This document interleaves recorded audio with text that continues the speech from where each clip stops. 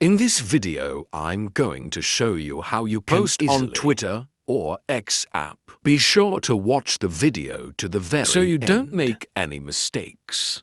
Let's get started, guys, and we need to open up X app on our iPhone or Android smartphone, and once the app is open, make sure you are signed into your X account. And basically, now all we have to do in order to start making a post, you just stop right here at this plus button at the bottom right.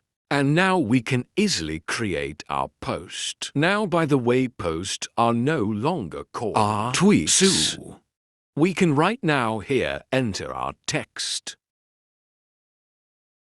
Also here, we can add the auto message by typing at this button. We can attach some photo here, just like that. Also, we can add GIF, we can add allocation.